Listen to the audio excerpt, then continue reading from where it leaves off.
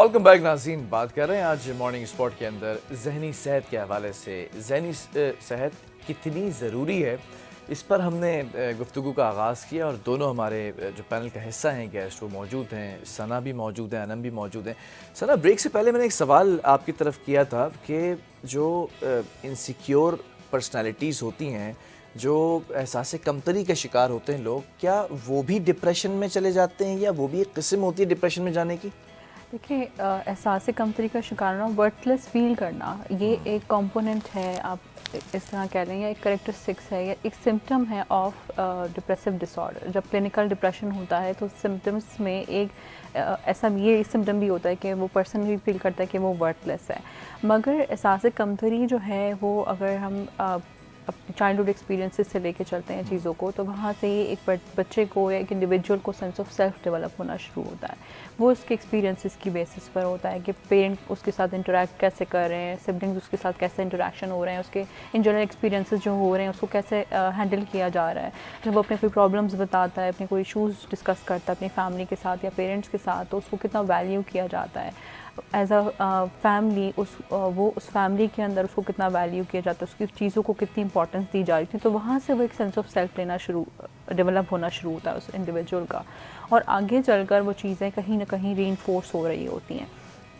हम ऐसे कह सकते हैं कि वो एक फैक्टर तो हो सकता है और एक सिम्टम हो सकता है ऑफ द क्लिनिकल डिप्रेशन, मगर ये नहीं हो सकता कि वो इट्स सेल्फ सिर्फ एक सिम्टम की बेसिस पर हम कह सकते हैं। डिसऑर्डर भी हो सकता है, ये कहला सकता है डिसऑर्डर? डिसऑर्डर, देखिए, एहसास कमतरी एक स्टेट है, एक इमोशनल, एक परसेप्शन है ऑफ सेल्फ, ठीक है। जब हम डिप्रेशन की बात करते हैं, जो टाइम टू टाइम बिल्ड होता है एग्जैक्टली, ये इसको वक्त के साथ साथ बेहतर भी हो सकता है, और ऐसा भी हो सकता है कि आपका एक सेंस ऑफ सेल्फ बहुत अच्छा डेवलप हुआ है, मगर आपकी लाइफ में इतने सारे चैलेंजिंग सिचुएशंस आए और आपकी इतने सारे फेलियर्स हुए कि आपका सोचने का अंदाज़ मुतासर हुआ उस चीज़ से, ठीक है। तो आपका जब सोचने का अंदाज़ मुतासर होता है तो अपने बारे में भी वो मुतासर होता है, दूसरों के बारे में भी मुतासर होता है, और हालात और वाक़यात के हवाले से भी आपका देखने का अंदाज़ मुख्तलिफ हो जाता है।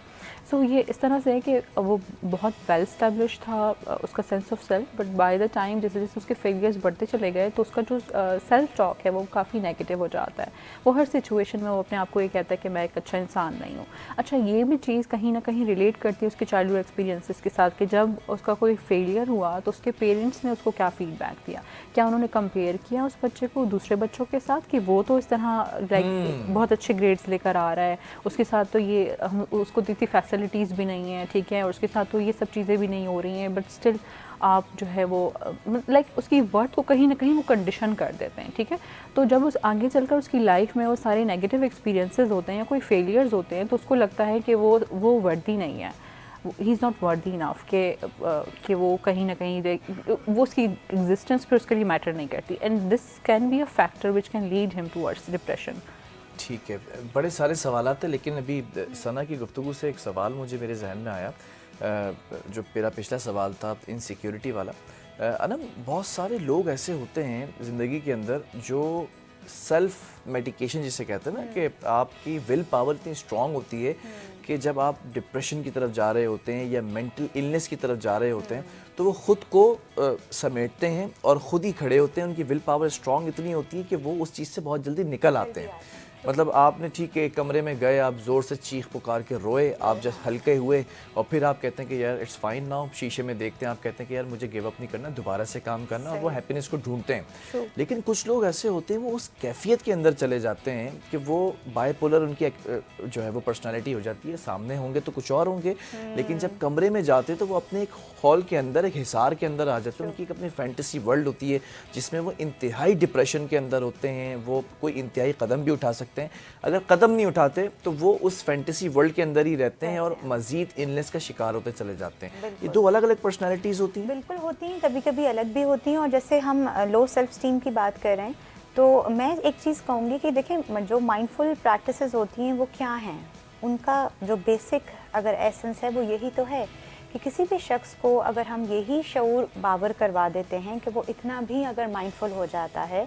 कि मैं कमरे के उस पार क्या हूँ और मैं कमरे के इस पार क्या हूँ, ठीक है। या जैसे अभी सना ने भी कहा कि जो हमारी सेल्फ टॉक है, रिसर्चेस भी बताती हैं, अब तो मुतअद्दिद लोग आपको बता रहे होते हैं, आपको इंटरनेट पे भी पता चलता है कि 90% जो है वो मेरी और आपकी पर्सनालिटी बनती है वो हमारी सेल्फ टॉक से बनती है। सिर्फ 10% जो है वो आप समझ लें कि हम एक्सटर्नल स्टिमुलस ले रहे हैं, अदरवाइज तो 90% वो है जो मेरे अंदर है। अच्छी चीज़ इसमें सिर्फ मुझे ये नज़र आती है, जो मुझे एक खुशाइन चीज़ नज़र आती है, क्योंकि हो सकता है कि आपके प्रोग्राम को कोई भी ऐसा शख्स सुन रहा हो जिसकी सेल्फ स्टीम लो हो, एहसास कमतरी का शिकार हो। इसमें अच्छी बात ये होती है, गुड न्यूज़ ये होती है कि अगर आप इतने भी माइंडफुल हो गए कि आपको पता चल गया कि हाँ, क्योंकि मुझे बचपन में कहीं उस तरह से सराहा नहीं गया या कहीं उस चीज़ को सप्रेस कर दिया, तो अब इस किस्म की थेरेपीज़, इस किस्म के ट्रीटमेंट मौजूद हैं जो आपको कुछ ही अरसे के सेशंस के बाद इतना माइंडफुल ज़रूर कर देते हैं कि आपको अपने बारे में पता चलना शुरू होता है। बहुत सारे लोगों की अगर आप जर्नी देखें, बहुत सारे ऐसे बड़े बड़े लोग भी हैं जो एक पॉइंट पे बहुत लो सेल्फ स्टीम के मालिक थे, उनकी पर्सनालिटीज़ बिल्कुल ज़ीरो पर थी, डिप्रेशन में भी गए, लेकिन वो वापस कैसे आए? क्योंकि जब उनको इस बात का शऊर हुआ, माइंडफुल हुए कि मैं अपने आप से क्या गुफ्तगू कर रही हूँ या मैं अपने आप से क्या गुफ्तगू कर रहा हूँ, और फिर ये कि क्यों कर रहा हूँ, क्या ऐसा है। तो ऐसे में अगैन मैं वो कहूँगी कि कुछ ऐसी प्रैक्टिसेस हैं जब हम माइंडफुलनेस की तरफ जाते हैं, बहुत सारी प्रैक्टिसेस की तरफ जाते हैं। आगे मैं आपसे 2-3 चीज़ें और भी शेयर करूंगी जिसमें हम लाइफस्टाइल मॉडिफिकेशंस की भी बात करते हैं, बिहेवियरल मॉडिफिकेशन भी होती है। ये सारी चीज़ें जब मजमूई तौर पर कोई भी शख्स प्रैक्टिस करता है तो अच्छी खबर ये है कि आप फिर अपने आप को, चाहे आप उम्र के किसी भी हिस्से में हो, उम्मीद हमेशा इंसान को रखनी चाहिए, आप अपने आप को वापस से उस वाली कैफियत में लेके आ सकते हैं, अच्छी ज़िंदगी गुजार सकते हैं, खुश रह सकते हैं। अच्छा, आप ही की बात में मैं एक और सवाल, जुज़वी तौर पर सवाल ऐड कर दूं, चीज़ों को देखने का एक नज़रिया होना चाहिए ना, हर चीज़ को देखने का नज़रिया होना चाहिए। जस्ट लाइक जिस ये ग्लास में देखूं कि बोलूं ये जो है वो भरा हुआ ग्लास है, परसेप्शन होता है, क्योंकि वो बहुत ज़्यादा जज्बाती उस वक्त उसका शिकार होते हैं, कैफियत का शिकार होते हैं। सो प्रॉब्लम सॉल्विंग के लिए सबसे पहली चीज़ उनको ये सिखानी होती है कि आप ये जो ओवरवेलमिंग इमोशंस हैं आपके, पहले तो उनको एक तरफ रखें और न्यूट्रल होकर अपने प्रॉब्लम को असेस करें। ये देखें कि मसला है क्या दर हकीकत, ठीक है, उस मसले की नौयत को समझने की कोशिश करें। सो यहाँ से उनको ये सेंस डेवलप होना शुरू होता है कि जो हमारा परसेप्शन है अबाउट द प्रॉब्लम वो बेसिकली चेंज है, लाइक सिचुएशन इतनी वर्स नहीं है जितना मैं इसको देख रहा हूँ, ठीक है। और यहाँ पे बात करना बहुत ज़रूरी है, मगर अलमिया यहाँ ये है कि जब लोग जज्बाती कैफियत में, किसी भी जज्बाती कैफियत में होते हैं, चाहे वो एंजाइटी हो, चाहे वो डिप्रेशन हो, चाहे कोई और ऐसी कैफियत हो कि लाइक वो किसी एक स्ट्रेसफुल सिचुएशन के लिए थोड़ा बहुत भी लो फील करें, तो ये समझते हैं कि आई एम लाइक इनफ, मैं अपने मसले खुद हल कर सकता हूँ। जैसे भी थोड़ी देर पहले आपने बात की कि उनकी ज़िंदगी में जब कोई मसला आता है या कोई ऐसी कोई सेटबैक है उनके लिए फॉर एग्ज़ाम्पल, तो वो अपने आप को डिटैच करके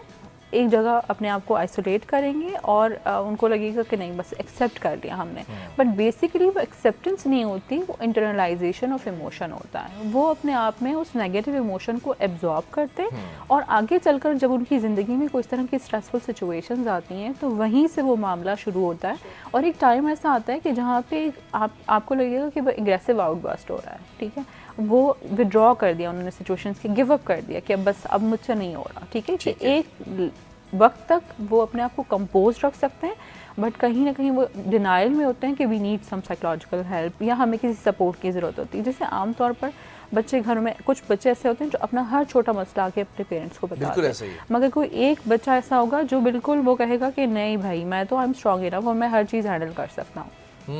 तो उसके अंदर ये टेंडेंसी डेवलप होगी कि आगे चलकर जब ज़िंदगी में कोई ऐसे मामलात आएंगे जहाँ उसको सपोर्ट की ज़रूरत होगी तो वो उसके अंदर ये होगा कि नहीं मैं तो ये तो मेरी अपब्रिंगिंग इजाज़त नहीं देगी कि वो किसी से शेयर करे, ये तो मेरी पर्सनालिटी का पार्ट ही नहीं है, ये मेरी वैल्यू ही नहीं है कि मैं किसी और से जाके हेल्प लूँ। तो हेल्प सीकिंग एटीट्यूड्स और बिहेवियर्स जो हैं कहीं ना कहीं इन कंपोनेंट्स की बेसिस पर भी डेवलप हो रहे होते हैं और आगे चलकर जो है वो कुछ लोग ऐसे होंगे जो बहुत ईजीली अपने साइकेट्रिस्ट से, काउंसलर से, क्लिनिकल साइकोलॉजिस्ट से अपने इश्यूज डिस्कस कर लेते हैं। तो ऐसे लोग जो शेयर नहीं कर सकते वो काउंसलिंग के दौरान कैसे शेयर कर करते होंगे? ये डिपेंड करता है जो साइकोलॉजिस्ट है, कैसे जो निकलवानी है उससे काउंसलर बात? है, वो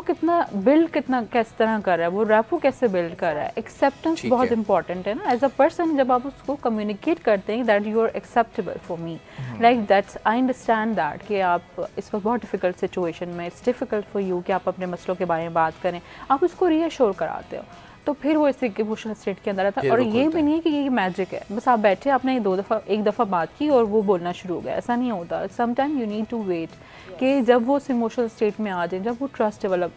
होना शुरू हो जाए, तो फिर उसके बाद वो बात करना शुरू करते हैं अपने अच्छा इश्यूज पे। अनम, जो शख्स आपके पास काउंसलिंग के लिए, थेरेपी के लिए आ रहा है, तो मेंटली तौर पे प्रिपेयर होता है ना कि मुझे वहाँ जाके बहुत सारे ऐसे राज उगलने होंगे, किसी का फॉर एग्जांपल रिलेशनशिप डिस्टर्ब हो गया है, किसी की जॉब डिस्टर्ब हो गई है, किसी की अनएम्प्लॉयमेंट हो गई है, किसी के साथ जो है वो बिज़नेस में लॉस हो चुका है,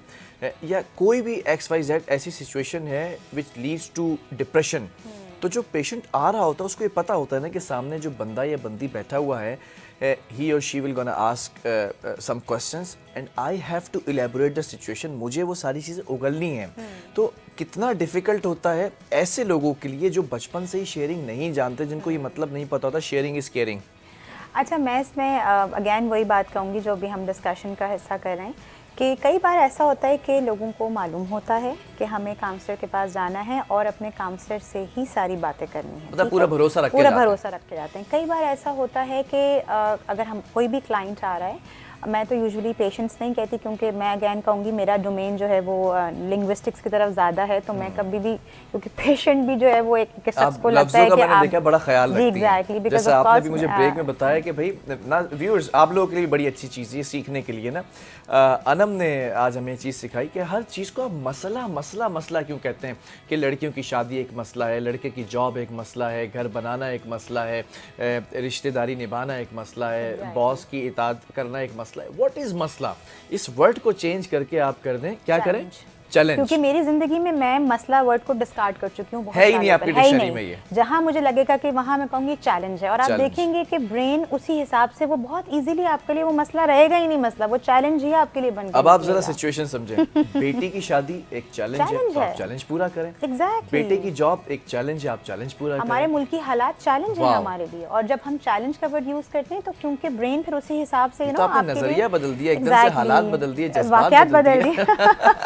तो बेसिकली अभी हम परसेप्शन की भी बात कर रहे थे, तो उसमें हमारी जो लिंग्विस्टिक्स है वो बड़ा काम करती है। और जैसे आपने कहा कि मेरा नहीं ख्याल, अगर कोई भी एक्सपर्ट जो सालों से प्रैक्टिस कर रहा है, और अगर कोई शख्स जिसको अपने काम में एक्सपर्ट है, उसके लिए आई डोंट थिंक सो कि कोई भी चीज़ डिफ़िकल्ट होगी। अगैन मैं कहूँगी, हाँ कई बार हमारे पास भी ऐसे क्लाइंट्स आते हैं जो थोड़े से चैलेंजिंग होते हैं, क्योंकि उनके साथ कई एक्स्ट्रा सेशंस दरकार होते हैं ताकि वो कंफर्टेबल हो जाएं हमसे अपनी बात करने ओपन करने में काफ़ी टाइम लग फिर जाता है। ऐसे में कुछ चीज़ें ऐसी हैं, जैसे कुछ मैं आपको टूल्स बता सकती हूँ जो यूजुअली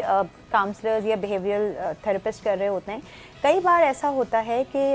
ये जिम्मेदारी जो है ये क्लाइंट के ऊपर नहीं है, वो तो आपके पास आ जाएगा, कभी शायद आपके ऊपर यकीन करके आएगा, कभी अपने घर वालों के लिए, बहुत दफ़ा घर वाले आपको जोर दे रहे होते हैं कि नहीं तुम्हें जाना है, उसकी नहीं है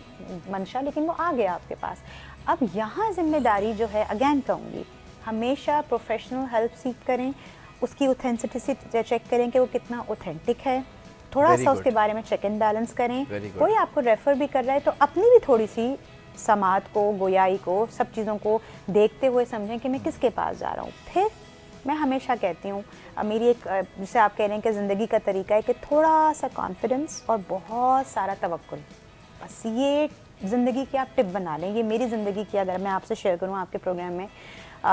ये एक तरीका होना चाहिए, थोड़ा सा कॉन्फिडेंस, बहुत ज़्यादा नहीं, ठीक है, थोड़ा सा, और बहुत सारा तवक्कुल।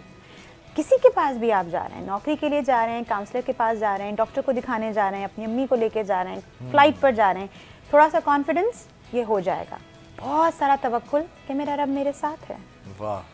तो ज़िंदगी आपकी फिर आसान होगी। यहाँ हम सिर्फ क्लिनिकल चीज़ों को अगर डिस्कस करेंगे तो मुझे लगता है जो इसका स्पिरिचुअल पहलू है, बिकॉज मेरा डोमेन जो है वो माइंड साइंसेस का, and I am more towards spirituality,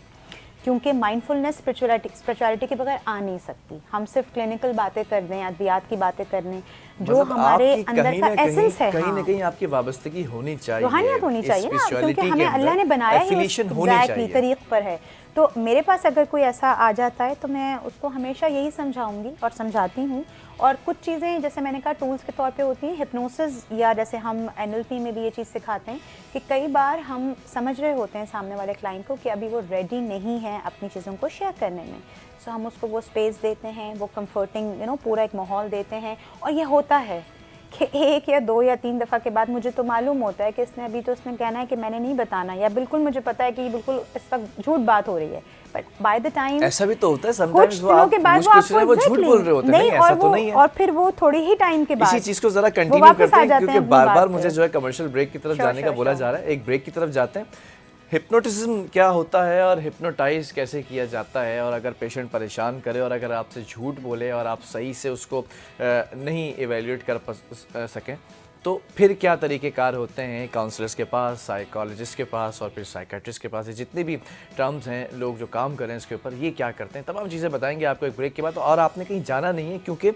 depression से निकलने का सबसे आसान तरीका क्या है वो भी इन दोनों गेस्ट हैं, हम आपको इनकी ज़बानी सुनवाएंगे।